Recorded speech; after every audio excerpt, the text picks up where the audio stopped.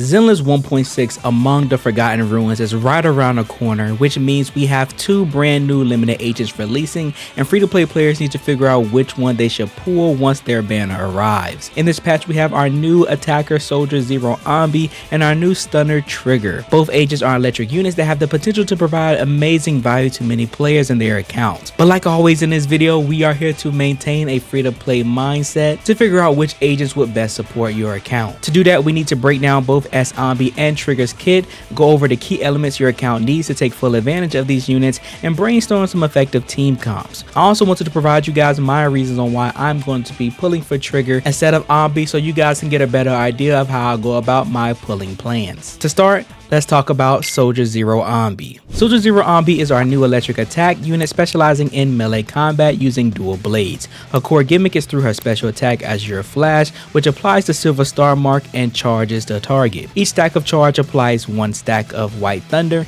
and she can stack up to 3 times. If you look at the target on screen, you can see that these stacks are indicated by the 3 points on the mark.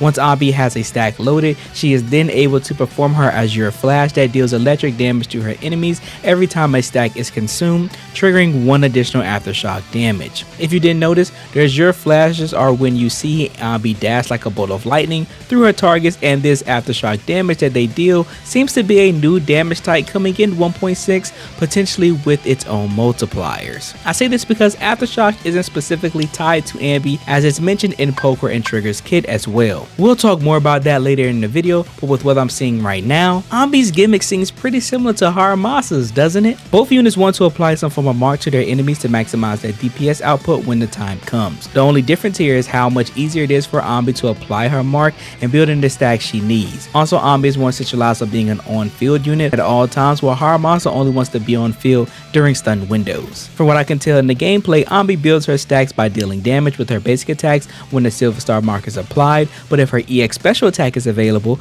you instantly apply 3 stacks by holding the skill to trigger Sundering Bolt. This means when running as Anby, you're going to want support or at least one other unit on her team to be providing her energy, because the more often she can trigger this EX special, the higher her DPS will be. Now, a unique thing about Anby is that with her core passive Voltage Cap, not only does it increase the damage she deals when the silver star mark is applied, but it also increases her team damage as the mark forces the enemy to take additional crit damage from aftershocks. If she has a stunner support unit on her team, her additional ability Voltage Surge further increases the aftershock damage her teams deal as long as Anby is the active character on field. This ability also increases Anby's crit rate, making her team's overall DPS insane. This new aftershock damage sounds really good, but also pretty niche. I say this because the only units that can take advantage of these buffs to aftershock damage are Poker and Trigger, which means Anby kinda has limited options for team building. That actually worries me quite a bit, but before we get into all that, let's talk about her ultimate,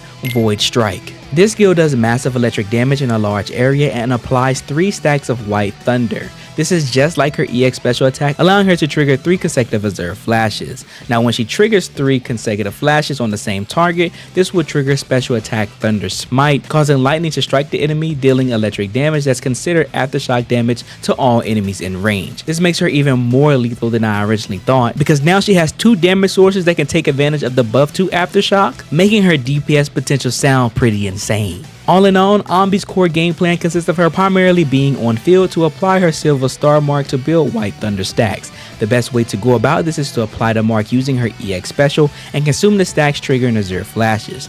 Once these stacks have been consumed, Anby can build these stacks back up by using her basic attack and or special attack with her EX special if she has the energy, or her ultimate. And you repeat. It's a simple game plan, but it also seems very selfish because it doesn't seem like Anby wants to be off field at all. Everything about her kit and how she supports her team requires her to be on field, so when building teams for her, you need units that don't take up much field time or any at all while still being able to support her. This is why the aftershock thing from earlier scares me, because when we begin thinking about teams for Anby, it's almost mandatory to have Poker and or Trigger on her team so the aftershock damage buff she applies doesn't go to waste. Now, Poker will be given to us for free during an event in 1.6, and she excels in aftershock damage. She has a state known as Hunter's Gate that increases the amount of days she inflicts, and when she switches off field, she remains in this state and triggers follow-up attacks that deal aftershock damage every time an on-field unit performs special or EX special attack. This means she and Anby are match made in heaven together, allowing them to build teams like Pokora as Anby Caesar, as Anby Astra Pokora, Pokerina as Anby, and more. This easily lets you know that Trigger can replace Pokora in all of these teams, and you can even run a team with all of them together. But if you're not planning to pull Trigger or even build Pokora, then your team options seem pretty limited and probably a lot weaker in comparison. You could potentially run teams like as Anby Astra Nicole, Anby Nicole as Anby, and that's about it. This means that Anby is pretty reliant on her team being able to use this aftershock damage, almost requiring you to at least always have Pokora on a team present with her. I don't think I like this much at all because I feel like it's too early for units to have limiting team comps when we just had a huge influx of players just joined the game less than 2 patches ago. This means that unless you're a player that's been here either since 1.2 or at least a little bit before 1.4, Soldier Zero Anby may feel incomplete with having Pokora or Trigger on her team. With that being said though, I think Anby is worth pulling if you're a player who doesn't enjoy Haramasa's gameplay and you still need an electric DPS. Anby will more than likely be one of the next best DPS in the game, so clearing content with her wouldn't be bad at all even if you don't use her desired teammates. I imagine she'll be around the same power level as Evelyn at worst, which will make her a top tier unit by default. It's just without her core team members, you won't be able to utilize her full strength. But that's enough talking about Anby. Let's get into Trigger. Trigger is our new electric stun unit that specializes in sniping. She's currently the agent with the most range in the game, allowing her to begin basic attacks at a comfortable distance. Her normal basic attacks are 360 no scopes, and she has a hold basic attack silent shot that puts her into a sniper stance, locking onto her target. When shots from her hold basic hits her target, Trigger gains 25 purge up to a maximum of 100. While in the sniper stance, Trigger has complete control over her movement, allowing her to reposition herself and even perform perfect dodges while firing at her targets. Once Trigger exits this stance, she'll perform a final shot that will activate a quick assist, allowing you to switch in your DPS. This stance reminds me a lot of Juyeon's suppressive mode due to its ability to perfect dodge while attacking. Trigger's movement is much slower though in the sniper stance, making it feel more like Billy's crouch stance, but because Trigger can attack at such a far range, she should be able to maneuver around enemies fairly easily. Now, a lot of you are probably wondering, what is Purge? Purge is Trigger's unique resource that she accumulates when she's on field to provide stun while she's off field. Now what's interesting about her ability to stun off field is that depending on the skills that the on field unit uses, it will determine the strength of the attack she performs. When your on field unit performs a basic attack, special attack, or quick assist, Trigger will perform basic attack harmonizing shot, which consumes 3 points of purge and launches 1 harmonizing shot that deals electric damage considered aftershock damage. We'll call this the level 1 shot because it deals the least amount of damage and stun off field, but is very easy to trigger due to its cooldown being 1 shot every 3 seconds. Her level 3 shot, on the other hand, basic attack harmonizing shot Tartarus, triggers whenever she performs an EX special attack or ultimate.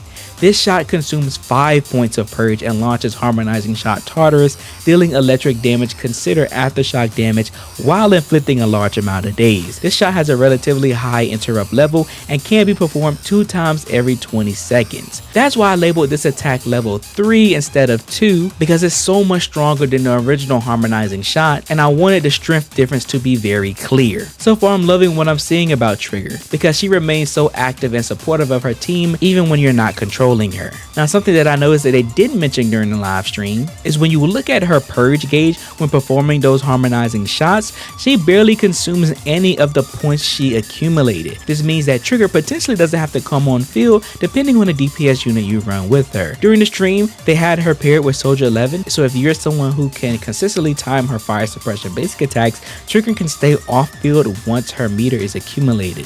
The only thing that we don't know about her purge gauge though is if it's automatically filled or at least partially filled when entering the battlefield. This matters a lot because depending on how fast and easily Trigger can accumulate purge will determine how consistent her off-field presence will be. Something else I noticed is that the rate at which she builds days isn't super fast, but it's consistent enough that I think it'll make her a strong stun unit. This is because we have to realize that not only is she providing stun off field, but she's also helping with DPS, and she increases the stun damage multiplier outside of stun with her core passive Soul Searching Gaze. This is is where her value starts to shine because the amount of damage her team can deal due to this multiplier increase is insane. Now you guys are probably seeing that 120% and thinking that is not that much, but we need to be mindful that the window for building stun will be longer than when an enemy is stunned, so this damage will rack up over time, allowing you to see a noticeable DPS difference. If that still doesn't satisfy you though, they show that she's also able to increase the multiplier up to 170%. This increase seems to be because of her ultimate, but we'll talk about that skill in a bit. From what we learned about her kit so far though, this has me brainstorming a bunch of different team comps that I want to build with her, and I can't wait until we get our hands on her so we can explore more. But before we get lost into that, we still have her insane EX special to talk about. EX special attack Flash Burial deals massive electric damage and grants teammates 8 seconds of coordinated support. During this window, Harmonizing Shot can be triggered up to 4 times, has no cooldown, can be triggered with any attack, activates Quick Assist, and doesn't consume any purge. This is completely broken. I don't know who on the dev team thought this was okay for her to have, but I love you because this skill alone is going to make her an extremely good character. If you guys don't understand why, let's look at the footage. When she's using this skill, she builds a lot more stun and is dealing more damage without using any of her unique resources. We can also assume that based on the angles that Trigger covers with her shots, this move also has great crowd control and AoE coverage, potentially making Trigger one of the best stun units to use when clearing large groups of mobs. This single move does so much for her that it almost needs to be a high energy cost. Like, I'm actually surprised this is about to make it to live server. But I can't be happier because my overall girls are eating. Oh, I almost forgot about her ultimate, Underworld Requiem, which is a fire name by the way. Does the same exact thing as her EX special, but this time her coordinated support lasts 12 seconds and Harmonizing Shot can be triggered up to 6 times. Also notice that during this damage phase, the enemy was stunned and had a stun damage multiplier of 220%. This means not only will Trigger buff your damage outside of stun, but she'll buff it when the enemy is stunned as well. When bringing all this together, Trigger is a top tier stunner and more than likely going to be the best in the game now. When thinking about her rotation, you want to build Purge as quickly as possible by using her whole basic attack up to 4 times. This is because each shot builds 25 Purge, and once this attack is released, you just quick assist into your DPS unit. While your DPS is performing their rotation, Trigger will be performing her level 1 or level 3 off-field shots, depending on what skills your on-field units it's using. Once Trigger has the energy available or is out of Purge, we then switch back into her to perform her EX special attack to gain access to coordinated support and quick assist back into the DPS. Your DPS will then deal damage until Trigger performs 4 harmonizing shots, and at this point, she should have her ultimate ready and the enemy should be ready to be dazed. I know that sounded like a lot, but in practice, I promise it'll be much easier than you think. Honestly, I'm liking what I'm seeing about Trigger's kit a lot. It sets her apart from the rest of the cast, making her such a viable option for a lot of agents in the game. Like, normally you will only use stun units for attack teams, but I think she might work with some anomaly teams even though those units don't care about stun at all. She's just a very versatile unit and her rotation is so seamless that her team composition should be fairly easy to build. Which, speaking of team comps, let's talk about some potential ones for her. I think some of the best teams we can build for Trigger are Trigger Soldier 11 Lighter, Ellen Asher Trigger, and of course Trigger as Anby and Pokra. This is because the off-field support that this character provides and how flexible her kit is allows her to support so many different characters while they're on field. Her only issue will be pairing with units that only like to damage during stun windows like Haramasa due to their performance being underwhelming outside of stun. This makes an agent like Qingyi a much more better option for him, but when I think about it, you could potentially run Haru, Qingyi, and Trigger on the same team.